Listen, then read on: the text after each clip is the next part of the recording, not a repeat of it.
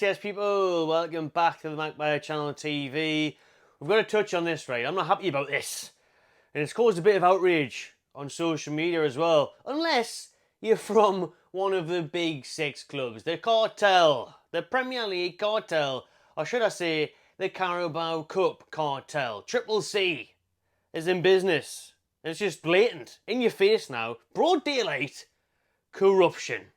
So we're going to get into that. We're going to get into some other news today. Newcastle United have released their academy players, they've released the women's team, and they've also extended a certain someone's contract. So we'll get into that towards the end of the video. We're also going to talk about a brilliant thing that Adidas, our new sponsors, that thankfully come into effect 1 week tomorrow, the 7th of June, for that home kit launch. I was at the club shop yesterday, that temporary pop-up club shop that they have built. Check out that video if you haven't already, so we'll talk about that gesture in just a moment. But let's start off with this outrageous news that came out last night about the Carabao Cup. You can see it on your screen there now. So that is what we're dealing with, right? That is the crack for next season. Seeded teams for the Carabao Cup to essentially help the bigger teams. Those teams that are in Europe will not be drawn against each other. So your Man U can't play Man Cities, your Liverpools can't play Arsenals. You get the gist. What the hell is all that about? You cannot be serious with me. So they're saying that this is a good thing, and this is out there to protect the competition and to make it fairer, because you know the games that these teams have got in Europe, you're not changing anything. They're trying to say, oh, they're making it seeded now because of this fixture pile-up. It's still the exact same amount of fixtures. So how are you helping the fixture pile-up? You're just potentially making those fixtures easier. Same amount of fixtures, same amount of games, same amount of minutes the players have to play.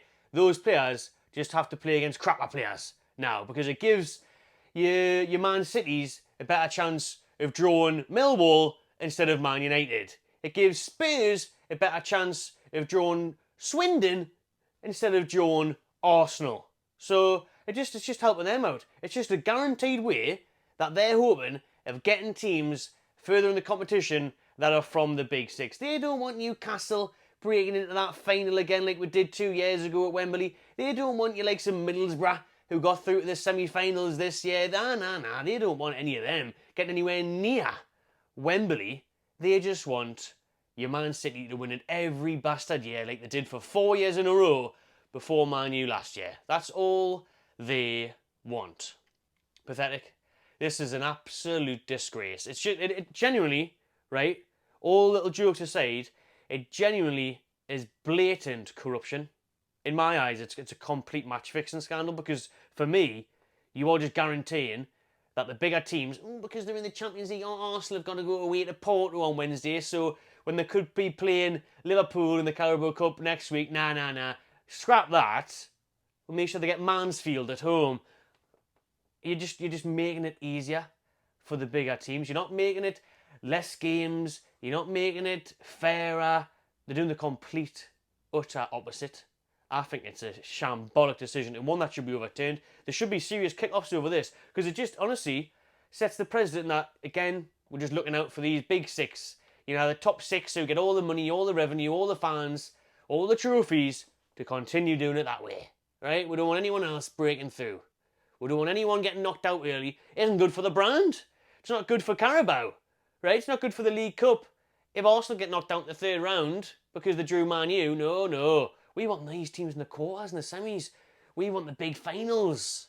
That's wound me up, that. I think it's crap. You know, it's really wound me up, actually, as you can tell. Because for me, when Newcastle now don't have Europe, the one positive I'm taking from not getting Europe is that we can go all out to return to Wembley. Best day ever last year getting to Wembley for me. Box Park, hosting that fan zone in front of you, incredible. Toonami was sensational, absolutely unbelievable. And since then, obviously, we lost the game, but you know, still a fantastic day out. First time I've been to a final in my life. First time we got to a final nearly in my life, apart from when I was a little kid in the 90s and too early to remember. I want that again, and I think we have a solid chance of getting that next year, because without European football, we'll only have one game per week.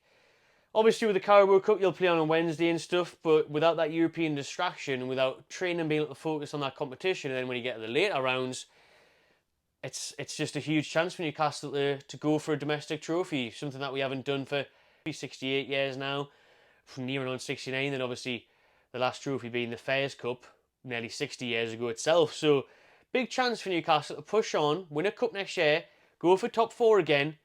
But they didn't want it, man. They want to protect the cartel. May as well, honestly, man, what's this called the Carabao Cup for? May as well be called the Narcos Cup. May as well be called the Colombian Cup. Honestly, you know what I mean? The Pablo Escobar Trophy. Because this is just protecting the cartel. It's a disgrace, honestly. It's corrupt as it comes. Just to protect these. Oh, it's for the fixture pile up. It's same amount of fixtures. You're just making the fixtures easier, which is so unfair. I hope it backfires massively. It shouldn't go ahead, but when it does, I hope it backfires massively and your lower teams still knock out the big teams. Because even then, these teams will still be playing weakened sides. Because that's what they do. Because, you know, Arsenal will be focused on the Champions League that they have done and then the Premier League. So let's hope they still get knocked out. Let's hope Newcastle can knock them out still like we did last year. We got well and truly stitched off with that cup draw in every competition. But you got to think back to Carabao. Man City at home in the first round. Third round, but our first game. Beat them. Next game, Man United away. Bloody hell, you're thinking. Beat them. And obviously, unfortunately, the Chelsea game trips with that mistake in the last minute. That's a shambolic rule. Let me know what you think in the comments. It's a disgrace for me. An absolute disgrace. And as always, it only benefits the big boys, the big spenders, your Man Cities, your Arsenals of the world. Anyways, let's talk about some good news now. On the complete flip side of that, Castor is nearly no more, as we've just got a week wait, a week tomorrow. The new home kit launches and the Adidas partnership strikes up again. I want to know on the screen there your favourite Newcastle United home shirt over the years that has been designed by Adidas. It's a very hard call, but I love that that one there with the blue trim, the Sir Bobby Robson special. Long sleeve, I've got that. I love that. I know a lot of people will say the grander colour one. Let me know in the comments. But they've made some beauties over the years, Newcastle. It's great to see them back, and we'll be there for that kit launch next Friday. And I'm sure it'll get officially unveiled, and there will be a couple of proper leaks from Adidas and the club throughout next week, so keep an eye on that before the official launch in all its glory is unveiled, the home kit, Friday the 7th of June. And what Adidas are doing, this fantastic gesture that we're going to talk about now, is for every home shirt that is bought from the release date of the 7th of June all the way up until the 31st of August 2024, they will be donating a fiver, £5 to Newcastle United Foundation. What a great, great gesture that is. Absolutely class stuff from the famous Three Stripes brand. Lovely, lovely gesture. Listen, we know how important that foundation is for the North East, for what they bring to all sorts of ages, disabilities, genders, mental health, everything, you know, food banks and stuff. We need to work with them as well. So it's great. Fantastic stuff there. And the foundation will benefit from that, because I'm sure with how popular these kits are going to be, they're going to get a nice big paycheck at the end of August for all the kits that have been bought. So I've got to shout out Adidas for that one. I thought it was just a brilliant touch from them and a great way to spark up this relationship and partnership once again. So well done, Adidas, and I look forward to seeing the foundation reap the rewards and put that back into the community from everything that they've got there. So quality, quality stuff. In other news then, we're seeing yesterday that players got released. Obviously I did the club shop video, so that was already out before this came out. The news of Paul Dummett, Matt Ritchie, Jeff Hendrick, who else was there? That's 3 out of the 5. Karius, 4 out of the 5, and Kel Watts was the 5th one there of who has been released by Newcastle United this summer. So fair play. Listen, Paul Dummett has been at Newcastle United for 24 years, including when he signed as a kid, so that's unbelievable. Fair play to the bloke. You know, great servant, reliable over the years, but it is time to move on. 10 years as a professional. And then Matt Ritchie, who's obviously been here several years now. Very well done to Matt Ritchie. Corner flags will be finally safe again. They can rest easy now at St James's Park. And they'll not get booted into the stands, and blokes bollocks behind the corner flag are now a bit safer as well. Although I have to say, we have to keep this going. I'd get this tradition going. I want, you know, when Gordon scores, to be booting corner. Actually, that's too many goals there, isn't it? Bruno, maybe, or a Joe Linton, when he scores, boot the corner flag straight into the stands as a tribute to Matt Ritchie. That's what I want to see. Yeah, Ritchie, listen, he was pivotal in us gaining promotion from the Championship. I thought he was a tremendous signing under Rafa Benitez, and he did very well at the club, played in various roles, and obviously he's been spoke highly about what he brought to the dressing room. So fair play, Matt Ritchie. Enjoy the lorry driving. Enjoy yourself. And then the other players, Carrius never played. Waters always been at Wigan and stuff. So it makes sense. Good moves by the club. Again, that is one positive out of not getting that qualification for the Europa Conference League, is getting rid of these players that just aren't good enough anymore, or where we want to boost the squad to boost our way up that Premier League table. So I'm pleased with that. One player that has bagged himself a 1-year extension is Mark Gillespie. The man that is living the dream. Honestly. Third choice goalkeeper. Never has to play a game. Could just be sitting at home every weekend. Doesn't even have to go to the stadium, really. Sitting playing FIFA. Sitting watching soccer Saturday.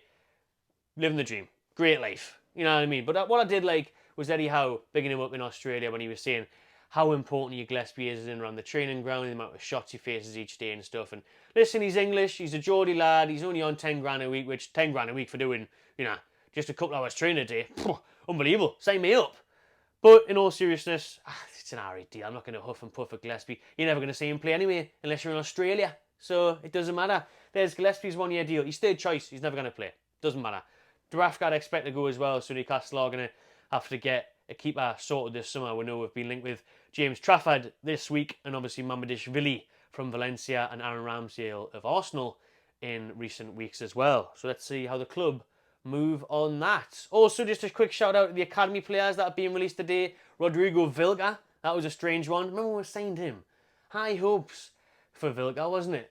High hopes. The next Nobby Solano. Probably not that much, but just because he's from the same region. Yeah, didn't work out for the 22-year-old. Had spells alone at Doncaster Rovers. Back in South America. Now he's left the club at like 25, 26 years old. Goodness me. Some other players as well that have been on the bench for the Toon in recent times. Lucas De Ball, Diallo. There's a few of them. I forgot the names off the top of my head now, but you'll see the list on your screen there. A lot of those. Michael Ndweni, the young forward. Ndweni. He's gone. So it shows how much of a revamp the academy is also getting at the club.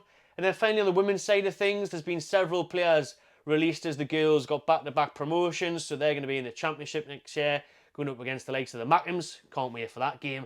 Really excited for the women's season to kick off again in September. We'll follow that on the channel closely. And amongst those is the likes of Anna Soulsby, who's obviously a popular figure there. She's been on kit launches. Her image has been all over Newcastle's websites and stuff. So she's gone amongst quite a few other of the popular big names amongst the girls team there. So another big season ahead for the women's. Becky Langley's Mags are going to be getting in quite a few signings as well this summer. Right, that'll do for this video, people. Please do subscribe to my channel TV if you haven't already. Give this one a like and enjoy yourselves.